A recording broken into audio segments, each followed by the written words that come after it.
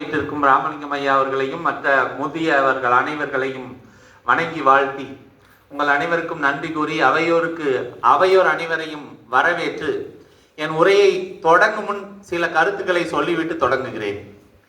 கணேசன் ஐயா அவர்களை பற்றி அனைவருமே பாராட்டுகிறோம். அவரின் முயற்சியை அனைவரும் பாராட்டுகிறோம். ஆனால் அவருக்கு உதவ வேண்டும் என்று நாம் ஒருவர் கூட நினைப்பதில்லை. எப்படி என்றால், நாம் வரும்போது ஆளுக்கு இருவரை அழைத்து வந்திருந்தாலே அவை நிரம்பிவிடும். தயவு செய்து அடுத்த முறை வரும்போது அனைவருமே தங்களோடு ஒரு சிலரை அழைத்து கொண்டு வாருங்கள். சிலர் முன்பு வரும் பொழுது விருப்பம் இல்லாமல் வந்தாலும் அவர்கள் விருப்பம் கொள்ளும் அளவுக்கு நாம் ஏதாவது சிறந்த செய்திகளை கொடுத்து மேலும் பலரை வர வைக்க வேண்டியது நம்முடைய கடமையாக இருக்கிறது. ஆதலால் தயவு செய்து நாம் நம் கடமையை செய்வோம். இரண்டாவது, ஐயா சிவசெந்தில் அவர்கள் கூறும் பொழுது ஜப்பானியர்களை பற்றி கூறினார்கள். நானும் ஒரு கருத்தை சொல்கிறேன். ஜப்பானியர்கள் ஒரு கொள்கையோடு இருக்கிறார்கள். எப்படி என்றால், உங்களுக்கு ஆங்கிலம் தெரியும் என்று உணர்ந்ததால் ஆங்கிலத்தில் கூறுகிறேன். If anyone can do, you can also do. If no one can do, you have to do. இதை அவர்கள் பின்பற்றுகிறார்கள். நாம் என்ன செய்கிறோம்? If anyone can do, let them do. If no one can do, how can I do? இதனால் நாம் இன்னும் அந்த இடத்தை அடையாமல் இருக்கிறோம். சரியா? மூன்றாவது, நான் என்னுடைய கல்லூரி மாணவர்களுக்கு என்ன சொல்லுகிறேன் என்றால், நம்ம காலேஜ் முடியும் போது நமக்கு 1/4 ஏஜ் முடிஞ்சிடும். வாழ்க்கையில மிச்சம் இருக்க 3/4 ஏஜுக்கு தேவையான நாலேஜை இந்த 4 ஏஜில் தான் நம்ம எடுக்கணும். இல்லைன்னா நாலேஜ் வளராது, வெறும் 4 ஏஜ் தான் வளரும். இதை நாம் உணராதவர்களுக்கு உணர்த்த வேண்டும். நாயன்மாரை பற்றி கூறுவதற்கு முன் பக்தி என்றால் என்ன என்று ஒரு சிறிய விளக்கம் கொடுத்துவிட்டு உள்ளே செல்கிறேன். ஒரு சிறிய கிராமத்து சிறுவன் ஒருவன் ஆடுகளை மேய்ப்பதற்காக அருகில் உள்ள காட்டுக்கு சென்று ஆடு மேய்த்து கொண்டிருப்பான். அவ்வாறு ஆடு மேய்த்து கொண்டிருக்கிற தருணத்தில் அந்த பகுதியில் புட்களின் அளவு குறைந்துவிட அடுத்த பகுதிக்கு சென்று ஆடுகளை மேய்க்கலாம் என்று நினைக்கும் பொழுது அடுத்த பகுதிக்கு செல்வதற்கு இடையூறாக ஒரு ஆறு இருக்கிறது. ஆற்றில் அளவு கடந்து தண்ணீர் ஓடிக்கொண்டிருக்கிறது. அவனால் என்ன செய்வது, எவ்வாறு ஆடுகளை அந்த கரைக்கு கொண்டு சென்று மேய்ப்பது என்று புரியவில்லை. எப்படி தெரிந்து கொள்ளலாம் என்று நினைக்கும் பொழுது அவன் ஒரு முனிவர் ஒருவர் மரத்தடியில் இருந்து தவம் செய்வதை காண்கிறான். அந்த முனிவரிடம் சென்று ஒரு ஆலோசனை கேட்கலாம் என்று சென்ற பொழுது முனிவர் தன் கண்களை திறக்காமல் தவம் செய்து கொண்டிருக்கிறார். இவனால் பொறுத்து கொள்ள இயலவில்லை. சிறிது நேரம் நின்று பார்க்கிறான். முனிவர் கண் திறப்பதற்கான வாய்ப்பு கிடைக்கவில்லை. ஆதலால் தன் கைகளால் முனிவரை தொட்டு அவர் தவத்தை கலைத்து விடுகிறான். முனிவருக்கு கோபம் வருகிறது. எதற்காக என் தவத்தை கலைத்தாய் என்று கேட்ட பொழுது அவன் சொன்னான், நான் அடுத்த கரையிலே சென்று ஆடு மேய்க்க வேண்டும், அதற்கான ஆலோசனை தருவதற்கான அருகதை உங்களுக்கு மட்டுமே உண்டு என்று கூற, முனிவர் கோபம் மாறாமல் தன் தவத்தை கலைத்து விட்டதை உணர்ந்து, போய் சிவசிவா என்று கூறிக்கொண்டே உன்னுடைய கண்களை மூடிக்கொண்டு மூக்கினை கைகளால் பிடித்து கொண்டு ஆற்றுக்குள் ஆடுகளோடு இறங்கு, அடுத்த கரைக்கு போய்விடுவாய் என்று கூறிவிட்டு அவர் தவத்தை தொடர்கிறார். சிறுவனும் அடுத்த நாள் அதுபோல செய்யலாம் என்று ஆற்றுக்கரைக்கு ஆடுகளோடு வந்து சிவசிவா என்று கூறிக்கொண்டே தன்னுடைய கண்களை மூடிக்கொண்டு மூக்கை பொத்திக் கொண்டு ஆற்றிலே இறங்குகிறான். அடுத்த கரைக்கு சென்று ஆடுகளை மேய்க்கிறான். இது நாட்கணக்கில் வாரக்கணக்கில் தொடர்ந்து கொண்டு இருக்கிறது. ஒரு நாள் அவன் அடுத்த கரையில் இருந்து ஏறிவதை முனிவர் கண் திறந்து பார்க்கிறார். அப்பொழுது அவருக்கு அந்த நடத்தை வியப்பாக தெரிகிறது. அவர் அந்த சிறுவனை அழைத்து கேட்கிறார், சிறுவா, நீ எப்படி அந்த கரைக்கு சென்று ஆடு மேய்த்து வருகிறாய் என்று. சிறுவன் சொன்னான், ஐயா, உங்களின் ஆலோசனைப்படித்தான் நான் போனேன். இவர் மறந்து விட்டார்.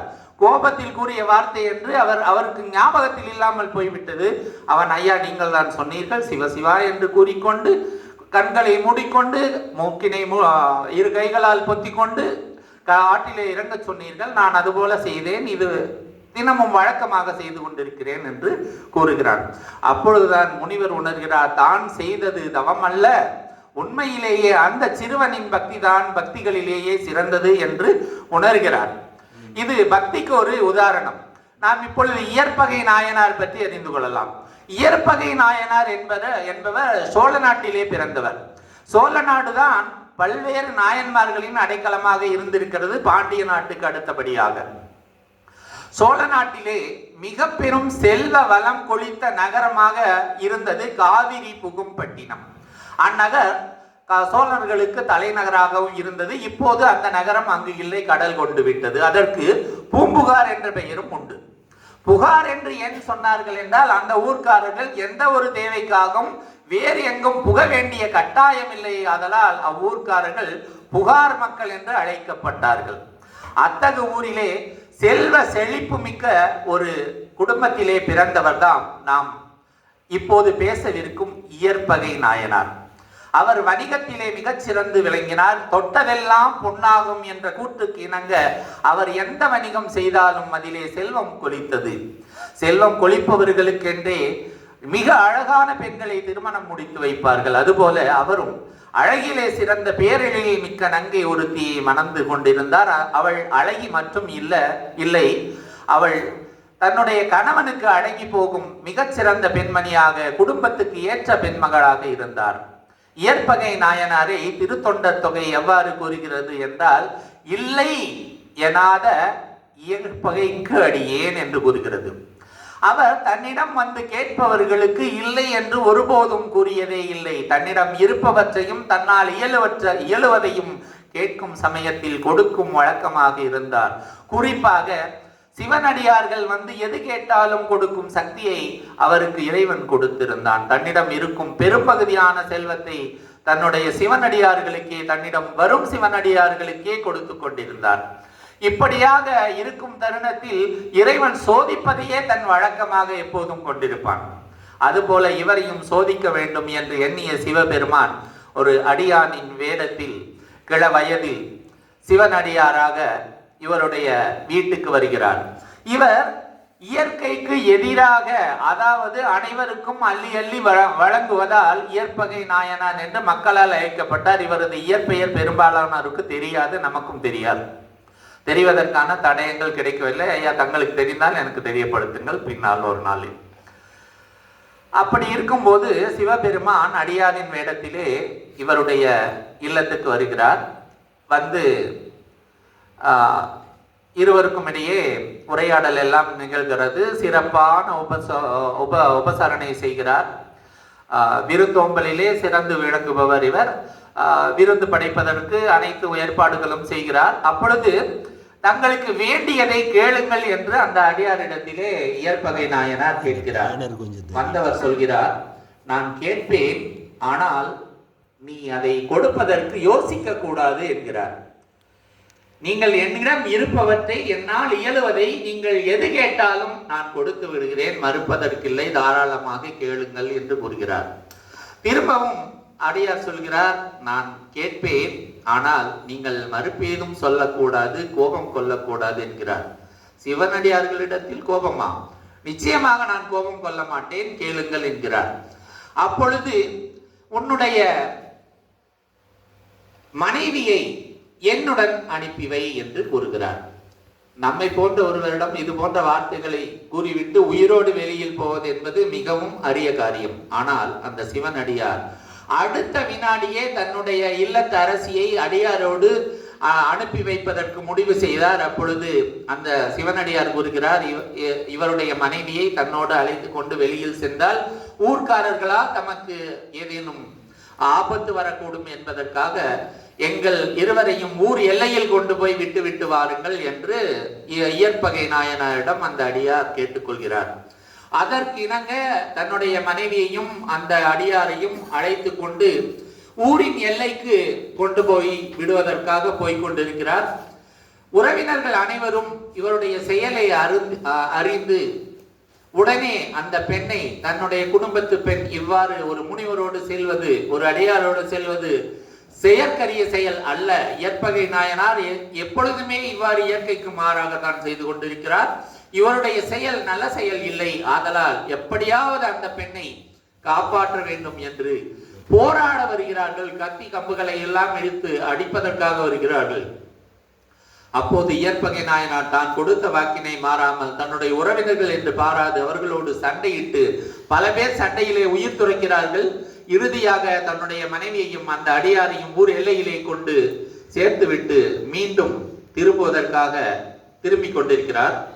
அவ்வாறு திரும்புபவர் ஒரு முறையேனும் தன்னுடைய மனைவியை பார்த்துவிட மாட்டாரா என்று அந்த சிவனடியார் பார்க்கிறார். ஆனால் அவர் தன்னுடைய மனைவியை திருப்பி பார்க்கவே இல்லை. இவ்வாறு சண்டையிடுவதற்கு முன் ஒரு காட்சி நான் சொல்ல மறந்து விட்டேன். சண்டையிடுவதற்கு முன் அவர் ஊர்க்காரர்கள் தாக்க வரும்போது அந்த பெண் கூறுகிறார், இயற்பகை என்னை காக்கும் என்று. அவர் இயற்பகை என்னை காக்கும் என்று சொன்னதன் பொருள் என்னவென்றால், என் கணவர் என்னை காப்பார் என்று அவள் சொல்லவில்லை. என்று கணவன் அடியாருக்கு தானம் செய்து விட்டாரோ அன்று முதல் அவர் கணவர் பதவியை இழந்து விட்டார். அதனால் இயற்பகை என்னை காக்கும் என்றார். அந்த இயற்பகை நாயனாரும் அதுபோல தன் சொன்ன சொல்லுக்காக காப்பாற்றி விட்டார். இப்பொழுது ஊர் எல்லையை தாண்டி அவர்கள் சென்று விட்டார்கள். இவர் திரும்பிக் கொண்டிருக்கிறார். திரும்பி வரும் பொழுது ஒரு சத்தம் கேட்கிறது அசரீதியாய், இயற்பகையே நில் என்ற பொழுது அவர் மீண்டும் அந்த அடியாருக்கு ஏதோ பிரச்சனை வந்துவிட்டது போலும் என்று திரும்பி பார்க்கிறார். அங்கு தன் மனைவியை மட்டுமே காண்கிறார். சிவன் அங்கு அந்த அடியார் அங்கு இல்லை. அப்பொழுது என்ன செய்வது என்று திகைத்து பார்க்கையிலே சிவன் பார்வதியோடு கூடி ஒரு காட்சி அளிக்கிறார். அது மிகச்சிறந்த அற்புதமான ஒரு காட்சியாக இருக்கிறது. அந்த காட்சியை கண்டு மேசில் இருக்கிறார். சிவன் இயற்பகை நாயனாரையும் அவருடைய துணைவியாரையும் தன்னுடன் சேர்த்துக் கொள்கிறார். அதுபோல அவருடைய உறவினர்கள் ஒரு நற்செயலுக்காகத்தான் சண்டையிட்டு மாண்டார்கள். அதனால் அவருக்கும் சோனலோக பதவியை கொடுத்து அனைவரையும் காக்கிறார். இதனால் நாம் அறிவது என்னவென்றால், நம்முடைய இறை பக்தி உண்மையான ஒன்றாக இருந்தால் இறைவன் எப்பொழுதுமே நம்மை காப்பான் என்பதே இதன் பொருள் என்று கூறி வாய்ப்புக்கு நன்றி கூறி அமைகிறேன். நன்றி, வணக்கம்.